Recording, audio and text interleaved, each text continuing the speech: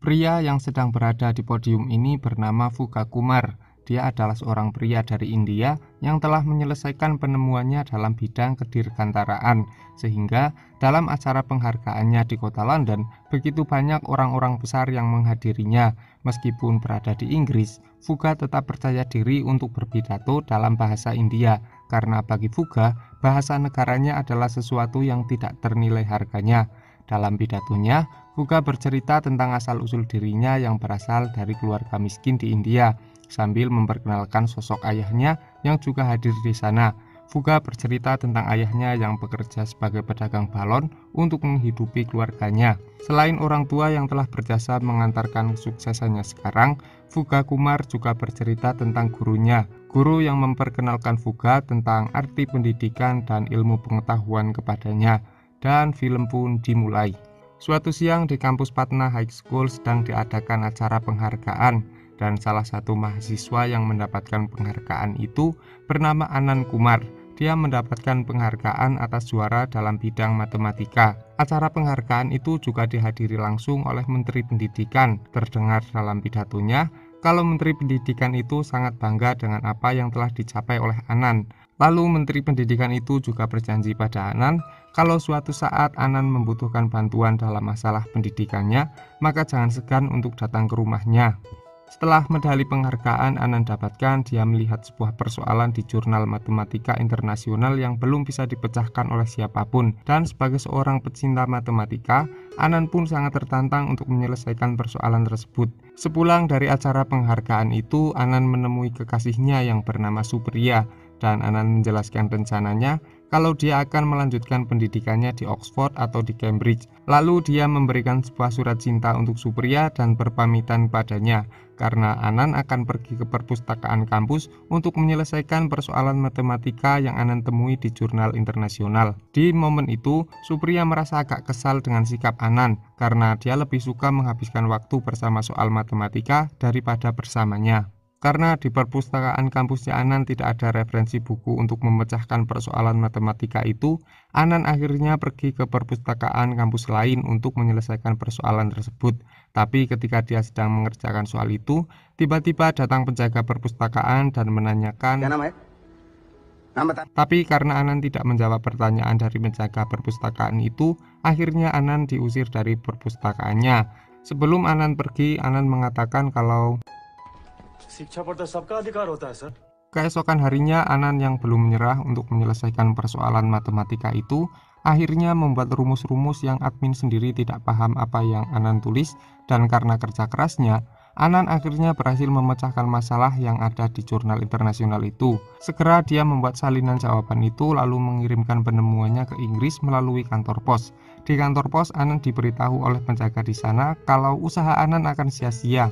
Tapi saat itu juga, ayah Anand yang juga bekerja di sana tetap menyemangati Anand atas apa yang telah Anand lakukan. Dan beberapa hari kemudian, ayah Anand terlihat dengan sepedanya terburu-buru pulang ke rumah sambil menggenggam sebuah surat. Sesampainya di rumah, ayah Anand mengungkapkan kebahagiaannya atas apa yang telah Anand lakukan, karena surat itu adalah surat dari Universitas Cambridge yang menyatakan bahwa Anand Kumar diterima untuk melanjutkan pendidikan di sana. Mereka merasa terkesan dengan kecerdasan Anand karena telah menyelesaikan persoalan matematika di jurnal internasional. Mendengar kabar itu, seluruh keluarga Anand sangat bahagia, termasuk adiknya yang bernama Pranav Kumar. Mereka segera mempersiapkan segalanya untuk bekal Anand pergi ke Inggris. Namun karena keluarga Anand adalah keluarga yang berada di kelas menengah ke bawah, mereka terkendala oleh biaya. Seluruh tabungan keluarganya juga telah diambil, namun itu pun masih kurang. Lalu Anand teringat sebuah pidato dari Menteri Pendidikan yang berjanji akan membantu Anand dalam masalah pendidikannya. Dengan penuh harapan, di keesokan harinya, Anand yang diantarkan oleh ayahnya pergi menemui Menteri Pendidikan itu. Tapi di sana, Pak Menteri mengingkari janjinya. Menteri Pendidikan itu pura-pura lupa atas janji yang pernah dia ucapkan. Bukan hanya pura-pura lupa, tapi Pak Menteri juga mengusir Anand dari rumahnya. Di perjalanan pulang terlihat perasaan Anand yang begitu kacau, dan ayahnya mengatakan pada Anand kalau Anand akan tetap pergi ke Cambridge. Di keesokan harinya, ayah Anand berusaha mati-matian untuk membantu mewujudkan cita-cita anaknya. Dia mencoba mencari pinjaman di kantornya, menjual perhiasan milik istrinya sampai mencari pinjaman ke bank. Tapi sayang, usaha dari ayah Anan tidak ada yang berhasil. Dalam kesedihannya karena belum juga mendapatkan uang untuk biaya anaknya, ayah Anan mengingat masa lalunya ketika dia sedang mengantarkan Anan kecil dan adiknya Pranaf ke sekolah. Setiap hari dia selalu mengatakan pada anak-anaknya kalau hari ini kita harus mempunyai mimpi dan suatu hari nanti kita akan mewujudkan mimpi itu. Sesampainya di rumah, ayah Anan pun tidak pernah bisa tidur. Dia hanya memikirkan biaya untuk Anan pergi ke Cambridge. Lalu di suatu malam, ketika ibunya sedang menyiapkan makan malam, tiba-tiba ayah Anan terjatuh.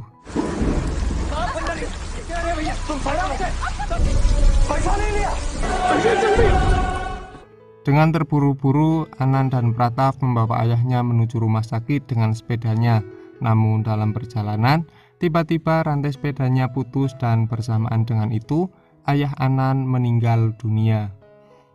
Beberapa hari kemudian setelah meninggalnya sang ayah, Anan menemui Supriya untuk menjelaskan kalau dia tidak jadi pergi ke Cambridge. Di momen itu juga Anan meminta pada Supriya untuk segera menikah dengan laki-laki pilihan ayahnya, karena Anan merasa tidak pantas untuk tetap bersama Supriya sementara Supriya adalah putri dari orang kaya. Namun Supriya menolak permintaan dari Anan dan dia tetap setia pada Anan meskipun Anan bukanlah laki-laki lulusan Cambridge. Kini Anan menjalani hari-harinya seperti pemuda India pada umumnya. Dia berdagang roti dan jajanan lainnya untuk memenuhi kebutuhan keluarganya. Meskipun berat, tapi kehidupan Anan tidak memberi pilihan padanya, dan Anan kini mencoba melupakan keinginannya untuk pergi melanjutkan pendidikannya. Di malam harinya, terlihat Anan yang sedang membungkus rotinya dengan sebuah kertas, di mana kertas itu adalah surat dari Universitas Cambridge dan juga semua buku matematika yang dia miliki. Karena bagi Anan, yang terpenting untuk saat ini adalah memenuhi kebutuhan keluarganya. Suatu siang saat Anan sedang menjajakan dagangannya, tiba-tiba dia terserempet sebuah mobil, dan ternyata pemilik mobil itu yang bernama Pak Lalan mengenal siapa sosok Anan Kumar. Pak Lalan merasa miris dengan keadaan Anan yang sekarang, karena Lalan tahu bahwa Anan Kumar adalah pemuda yang cerdas dan seharusnya dia tidak berada di tempat seperti ini. Lalu Pak Lalan menyuruh sopirnya untuk membawa dagangan Anan, sementara Anan diajak ke rumah mewah milik Pak Lalan. Sesampainya di ruang tamu, Anan melihat lukisan IIT, di mana itu adalah kampus terfavorit di India. Dan Pak Lalan menjelaskan pada Anan kalau setiap tahunnya di Institut Indian Teknologi selalu kebanjiran calon mahasiswa. Namun dari 1.000 orang, paling hanya 1 yang akan diterima. Pak Lalan juga memberitahu pada Anan kalau dia telah mendirikan sebuah lembaga pendidikan yang bernama Excellent, di mana tempat pendidikannya hanya dikhususkan untuk mendidik anak-anak orang kaya yang ingin anaknya kuliah di IIT. Karena setiap orang kaya di India selalu berharap kalau anaknya akan kuliah di sana, dan mereka juga tidak segan untuk mengeluarkan biaya yang banyak demi pendidikan anaknya. Setelah Pak Lalan menjelaskan panjang lebar, Pak Lalan menawarkan Anan untuk menjadi salah satu guru di tempat pendidikannya, dan Pak Lalan pun berjanji akan memberikan gaji yang besar untuk Anan. Seketika Anan yang berada di sana menerima tawaran dari Pak Lalan untuk menjadi guru di tempat pendidikannya. Beberapa bulan kemudian setelah Anan menjalani pekerjaan menjadi guru di Excellent, siswa yang mendaftar di sana menjadi semakin banyak. Karena nama Anan Kumar memang sudah dikenal oleh orang-orang kaya di sana, dan mereka tidak pernah meragukan kemampuan dari sosok Anan Kumar.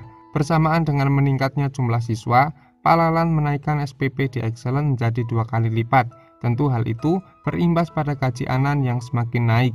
Dan benar saja, Anan Kumar sekarang menjadi sosok pria dengan tampilan sultan. Dia membawa motor mewah, berpakaian rapi, percaya diri untuk mengajak kekasihnya jalan-jalan, dan juga menyuruh ibunya untuk istirahat saja di rumah, karena Anan telah mendatangkan seorang asisten rumah tangga yang akan menyelesaikan pekerjaan rumahnya.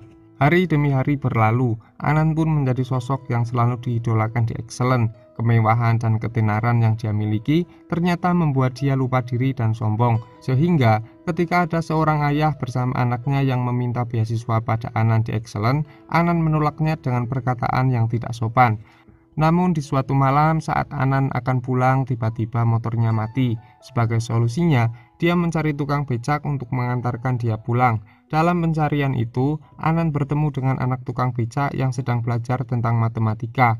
Anak itu tidak sekolah karena keterbatasan biaya, namun keinginannya untuk belajar sangatlah kuat. Setelah agak lama menunggu, ayah dari anak itu pun datang dan mengantarkan Anan pulang.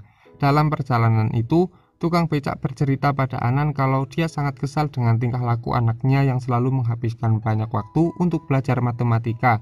Karena menurutnya, pendidikan itu hanya berguna bagi seorang yang punya uang. Lalu tukang becak itu mengibaratkan kisah Arjuna dalam cerita Mahabharata. Sebenarnya dulu ada seorang anak kampung yang lebih ahli memanah daripada Arjuna, dan anak itu meminta pada Guru Drona untuk menjadikannya seorang murid dan berlatih memanah bersama Arjuna. Singkat cerita, Guru Drona menerima dia sebagai muridnya, dengan syarat dia harus memotong jempol tangannya. Anak itu pun menuruti apa yang gurunya mau. Sejak saat itu, dia tidak bisa menarik anak panah lagi karena dia tidak mempunyai jempol di tangannya. Begitu juga dalam pendidikan, secerdas apapun dia, kalau dia lahir dari orang miskin, maka dia akan kembali menjadi kuli dan pekerja kasar untuk orang-orang kaya. Mendengar kata-kata tukang becak itu, Anan merasa tertampar. Seketika dia teringat kata-kata ayahnya yang mengatakan pada Anan kalau pendidikan bukan hanya milik orang kaya saja, tapi suatu saat orang-orang miskin akan memimpin orang-orang kaya karena orang miskin juga telah bekerja keras untuk menempuh pendidikannya. Anan pun kembali ke memori masa lalunya dan mengingat perjuangan dirinya dalam menempuh pendidikan ketika Anan masih miskin. Di keesokan harinya, Anan memutuskan untuk tidak lagi bekerja menjadi guru di Excellent. Dia memutuskan akan membuat tempat pendidikan sendiri khusus untuk anak-anak orang miskin secara gratis. Sehingga barang-barang mewah milik Anan seperti sepeda motor, jam tangan mewah, dan barang-barang lainnya Anan jual sebagai modal untuk menjalankan rencananya. Pranav sempat kaget dengan keputusan kakaknya, tapi sebagai saudara yang baik, Pranav juga membantu dan mendukung Anan dalam menjalankan rencana mulianya. Dia memulai membantu Anan dengan menyebarkan brosur dan juga menyiarkan di jalan raya. Suatu siang ketika Anan dan Pranav sedang membuat ruang kelas, tiba-tiba Supriya datang dan memutuskan hubungannya dengan Anan. Karena Supriya tidak terima dengan keputusan Anan yang berhenti dari Excellent dan lebih memilih mengajar anak-anak orang miskin secara gratis. Meskipun demikian, Anan tetap melanjutkan rencananya. Setelah brosur-brosur itu diterima oleh anak-anak dari orang miskin, mereka terlihat bersemangat dan segera pergi ke tempat Anan Kumar.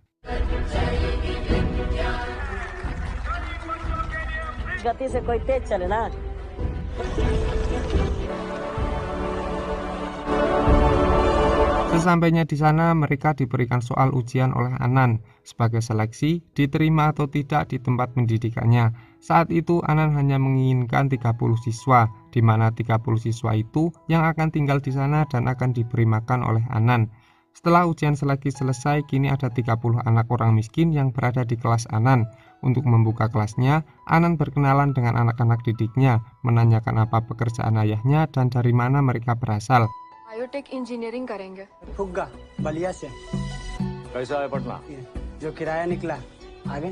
Berita tentang pendidikan Anan untuk anak-anak orang miskin secara gratis akhirnya diketahui oleh Pak Lalan, sehingga tak butuh waktu lama Pak Lalan datang ke kelas Anan untuk mengajak Anan kembali ke Excellent. Pak Lalan juga berjanji akan menaikkan gaji Anan menjadi 2 kali lipat. Bukan hanya gaji, tapi Pak Lalan juga akan memberi guru pada 30 anak-anak orang miskin yang telah Anan seleksi. Namun Anan masih dengan prinsipnya, dia akan mendidik anak-anak orang miskin itu. Jawaban penolakan Anan membuat Pak Lalan merasa kesal. Sebelum meninggalkan kelas itu, Pak Lalan mengatakan pada Anan kalau paling dari 30 anak-anak ini hanya 1 atau 2 yang akan lolos ujian ke IIT, sementara yang lain akan kembali ke saluran air yang kotor dan hidup dalam kegelapan. Perkataan itu ternyata membuat mental anak-anak didik Anan menjadi down. Mereka menjadi pesimis dengan apa yang telah mereka lakukan sampai sejauh ini. Melihat anak didiknya yang tidak lagi bersemangat, Anan mencoba menghidupkan semangat itu lagi. Sehingga di suatu malam Anan datang ke tempat mereka tinggal dan memberikan semangat pada mereka. Dengan sekejap, Anan berhasil membuat anak-anak itu bersemangat lagi.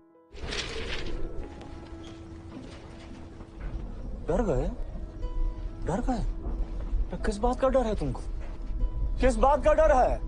खार से कहाँ होगा? अरे मर तो उसी दिन गए थे जब एक गरीब अपने लिए खूब चिकना सड़क बनाए, पर यही वो सबसे बड़ी गलती कर मैं मारूंगा छलांग। Nuclear scientist. तुम कौन लगाएगा छलांग? हम लगाएंगे सर। हम लगाएंगे छलांग।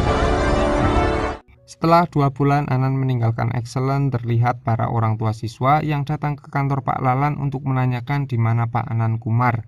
Karena ternyata mereka memasukkan anak-anak mereka ke Excellent karena di Excellent ada sosok Anan Kumar.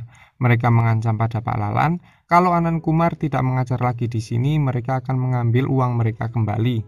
Pak Lalan yang merasa kesal pada Anan berusaha untuk menutup tempat pendidikan Anan secara paksa. Lalan meminta bantuan pada preman di sana untuk mengancam Anan. Tak lama kemudian preman itu menelpon Anan dan mengatakan pada Anan kalau dia harus menutup tempat pendidikannya karena apa yang telah Anan lakukan adalah perusakan pasar. Mendengar ancaman itu, Anan tidak merasa takut sama sekali. Dia tetap berusaha menyelesaikan sesuatu yang telah dia mulai. Anan pun tetap menjalankan kelasnya seperti biasa. Cara Anan mengajar adalah cara yang unik. Dia mengajarkan teori yang rumit dengan cara yang begitu mudah. Pada prinsipnya, Anan hanya mengatakan pada anak didiknya kalau tanyakanlah semua masalah dalam hidupmu dan temukan jawabannya, maka kamu akan menemukan kebahagiaan di sana. Kelas Anan memang tidak semata-mata berada di ruangan. Anan juga sering mengajak mereka pergi keluar dan membaca alam sekitar dengan teori-teori yang telah mereka pelajari. Hal itu sangat efektif. Terbukti pada suatu malam ketika orang-orang Lalan mencoba mematikan lampu di asrama Anan, anak-anak itu justru mampu menjawab masalah yang sedang mereka hadapi. Mereka membuat aliran listrik sendiri sehingga lampu bisa tetap menyala. Suatu hari Anan membelikan mereka sebuah buku, tapi karena secara finansial terbatas, Anan tidak bisa memberikan 30 buku untuk anak didiknya, sehingga hanya 4-5 buku saja yang Anan bisa berikan untuk anak didiknya. Suatu malam sempat terjadi perdebatan antara anak didiknya karena berebut buku yang menyebabkan buku itu malah rusak. Tak butuh waktu lama, mereka segera memperbaiki masalah itu dan segera mereka memperbaiki keadaan dengan mengingat kata-kata Anan, yaitu tanyakan masalah hidupmu dan temukan jawabannya, maka kamu akan merasakan bahagia. Tak berlama-lama mereka mengumpulkan barang-barang bekas lalu merakitnya dan terciptalah sebuah proyektor di ruang kelas itu. Sehingga satu buku bisa dinikmati oleh 30 anak secara bersamaan. Suatu hari Anan benar-benar kehabisan uang untuk menghidupi anak didiknya. Lalu Anan berusaha mencari pinjaman ke bank untuk melanjutkan kelasnya. Tapi semua bank di sana tidak bisa memberikan pinjaman pada Anan dengan alasan tempat pendidikan Anan yang tidak bisa menghasilkan uang. Dengan terpaksa Anan pun pergi ke tempat Pak Lalan untuk meminjam uang. Dan Pak Lalan bersedia memberikan uang itu pada Anan. Namun Pak Lalan mempunyai sebuah syarat, yaitu Lalan menginginkan sebuah kompetisi antar murid-murid Anan dan murid di Excellent. Jika murid Anan mampu mengalahkan murid dari Excellent, Lalan berjanji akan membiayai 3 bulan makan untuk anak didik Anan. Sementara kalau anak didik Anan kalah, maka Anan harus kembali untuk mengajar di Excellent. Karena tidak punya pilihan, Anan pun menyetujui kompetisi yang diajukan oleh Lalan. Segera Anan menandatangani perjanjian dengan Lalan di hadapan saksi yang akan mengawal kompetisi itu. Keesokan harinya, anak didik Anan datang ke Excellent untuk mengikuti kompetisi itu dengan agak canggung karena mereka harus duduk berdampingan dengan anak-anak orang kaya. Kompetisi itu pun selesai, dan keesokan harinya, anak didik Anan dan Anan kembali ke Excellent untuk mendengar hasil kompetisi itu. Di momen itu terlihat Lalan yang sedang membagikan makanan untuk anak-anak di Excellent, sementara anak didik Anan yang lapar hanya bisa memandanginya.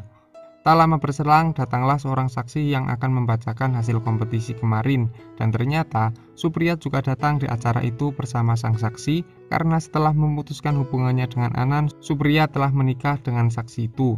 Kini tiba saat di mana hasil kompetisi akan dibacakan, dan ternyata anak didik Anan harus menerima kenyataan bahwa mereka kalah dari anak-anak Excellent. Bersamaan dengan itu, Pranav mengabarkan kalau Fuga telah melarikan diri dan membawa uang terakhir Anan. Namun Anan dengan berat hati harus segera pergi ke panggung untuk mengatakan bahwa dia akan kembali mengajar di Excellent dan akan menutup tempat pendidikannya.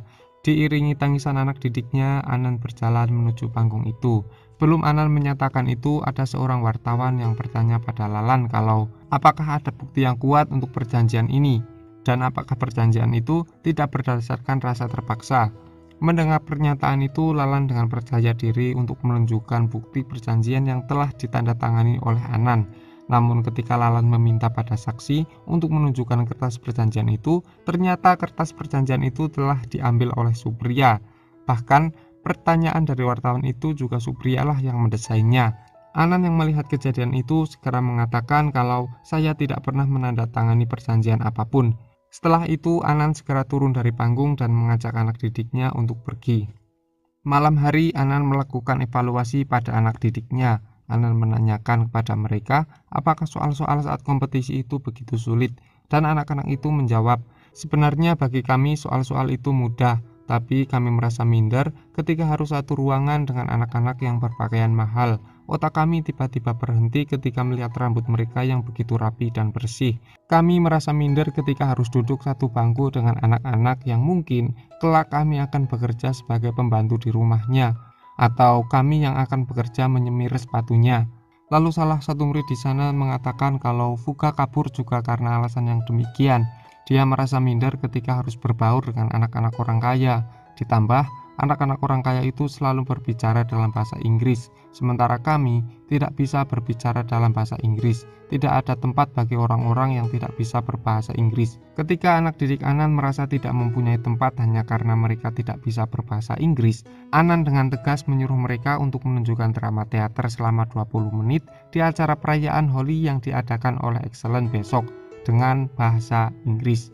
Anan juga mengancam kalau sampai dalam teater itu mereka berbicara dalam bahasa India, Anan akan mengusir anak itu dari tempat pendidikannya dan menyuruhnya untuk segera pulang. Sepanjang malam anak-anak itu memikirkan perkataan Anan, dan di keesokan harinya saat perayaan Holi itu tiba, mereka terlihat di panggung sedang menampilkan sebuah drama dengan berdialog dalam bahasa Inggris.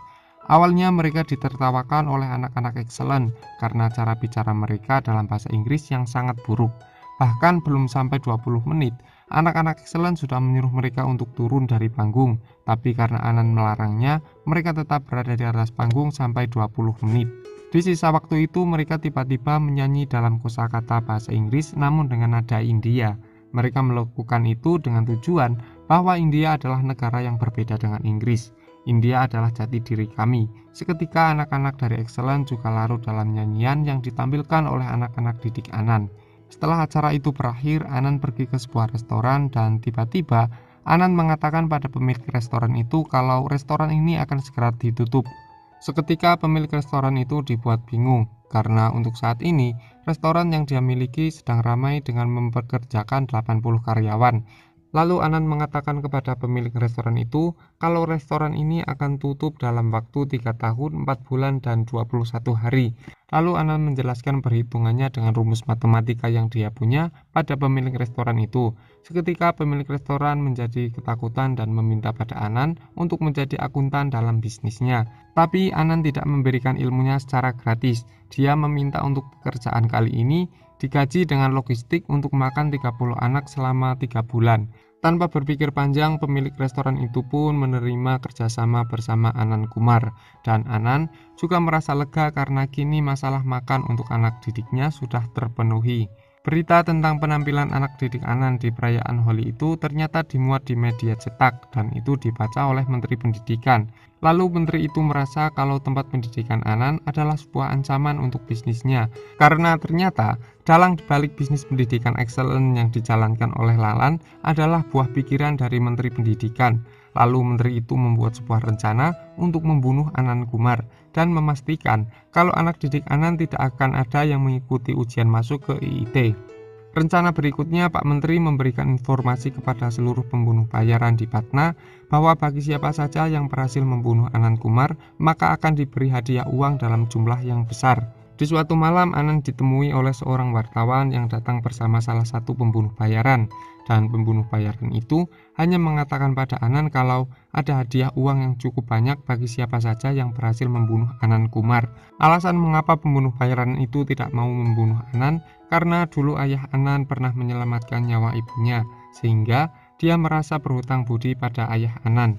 Pranav yang mendengar kabar itu segera menemui polisi untuk meminta perlindungan padanya. Tapi polisi di sana justru mengatakan kalau anggota kami sedang sibuk dan jika takdir sudah menghendaki bahwa Anan akan meninggal, kami tidak bisa menghentikannya. Dengan kecewa, Pranav pergi meninggalkan kantor polisi dan di perjalanan pulang, dia melihat sebuah senjata mainan yang sedang dijual. Sementara itu, saat Anan sedang membawa makan malam untuk anak didiknya, tiba-tiba dia diserang oleh 2 orang dan mereka menembak Anan tepat di perutnya. Mereka juga berencana akan menembakkan peluru keduanya di kepala Anan agar Anan dapat dipastikan meninggal. Tapi takdir berkehendak lain. Pistol itu tiba-tiba rusak saat akan menembak kepala Anan.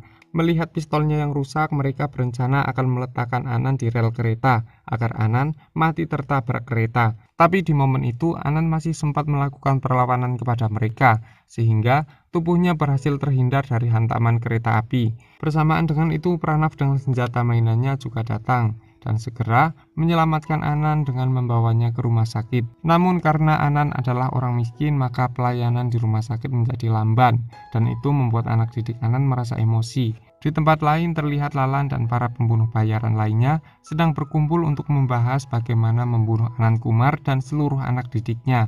Namun pembahasan mereka ternyata didengar oleh Fuga yang ternyata sudah bekerja sebagai satpam di sana. Dengan tergesa-gesa, Fuga berlari ke rumah sakit untuk mengabari teman-temannya tentang rencana para pembunuh bayaran itu. Fuga juga meminta maaf kepada Anan karena telah pergi meninggalkan kelas dan mencuri uang di sana. Sementara rumah sakit akan diserang oleh para pembunuh bayaran, anak didik Anan menyiapkan tempat agar Anan bisa ditangani dengan aman. Dan untuk urusan para pembunuh bayaran yang akan datang menyerang, anak didik Anan telah menyiapkan rencana untuk melawan mereka. Mereka membuat sebuah senjata dan jebakan lainnya dengan ilmu pengetahuan yang telah Anan ajarkan.